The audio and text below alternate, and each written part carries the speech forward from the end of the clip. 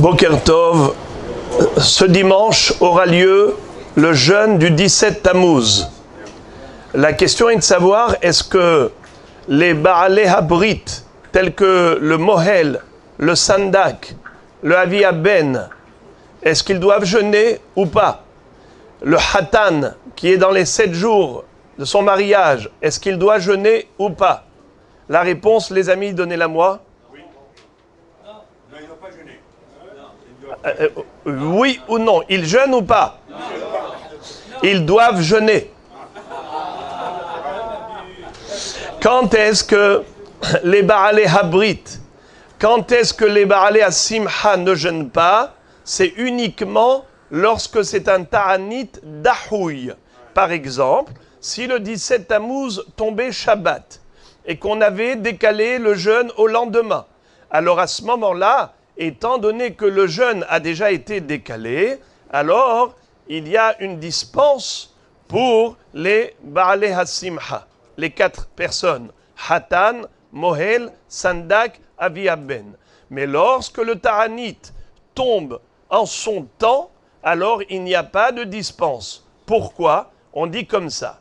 Lo yavo yom tov shel yahid veithe ta'anit shel rabbim.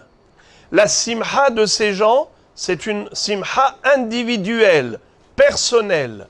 Alors que le deuil, il est collectif. Le jeûne, il est par rapport au deuil pour la destruction du temple. Ça, c'est une avelut shel rabbim.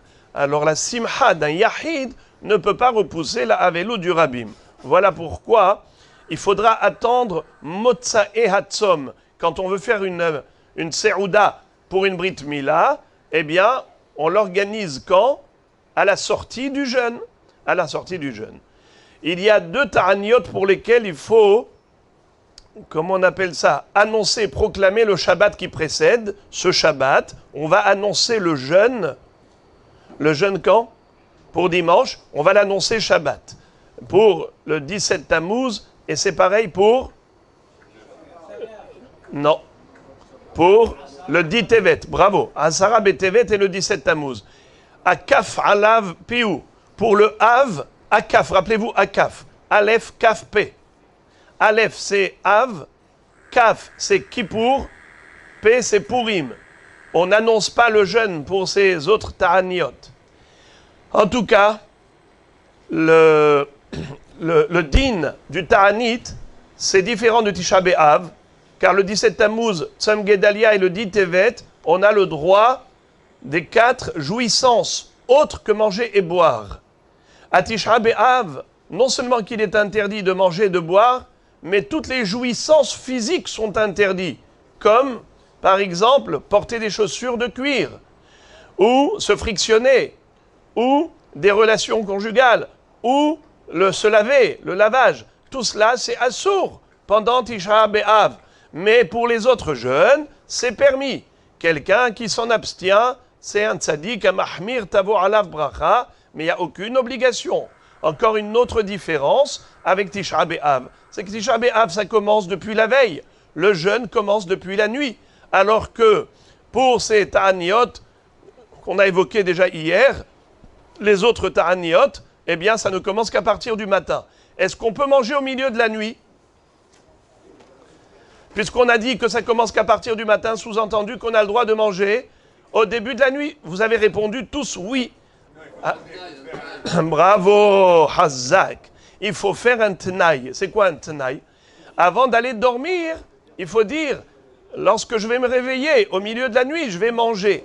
Parce que sinon, si on va dormir sans tenaï, alors le jeûne, il commence dès le réveil. Alors il faut dire, de manière systématique, j'ai l'intention de manger au milieu de la nuit, de prendre un café, et ainsi de suite.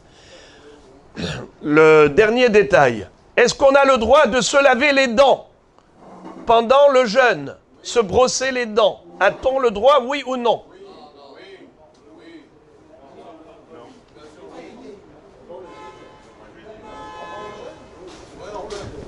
Vous dites oui, vous dites non. Alors, bon.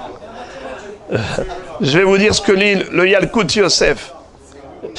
En lishtof ape baboker. Faut pas se laver les dents le matin, beit'orero mishenato, beta'aniot tzibur, pendant le ta'anit, ou bemakom tzorer, mais si c'est vraiment un grand besoin, où la personne elle souffre, yesh le'atir, on peut permettre, kshe'eno noten bepiv yoter mishi'ur revi'it bebatahat, en faisant attention à deux choses. Premièrement, c'est qu'il tient sa tête courbée. Ça veut dire, pour qu'il n'y ait pas de risque qu'il avale, alors il tient sa tête comme ça, il se brosse les dents, et quand il met de l'eau, il ne faut pas qu'il mette révirite, 8 centilitres d'un coup. Il faut qu'il mette moins de révirite, et il rejette immédiatement pour ne pas avaler quoi que ce soit.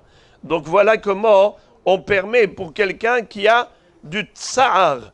D'accord? Donc, de manière générale, il faut s'abstenir de se brosser les dents, mais si quelqu'un souffre, alors ce n'est plus un plaisir, c'est juste pour une nécessité, en faisant attention de ne pas avaler de l'eau. Bruchim tiyu, Shabbat shalom umevorach.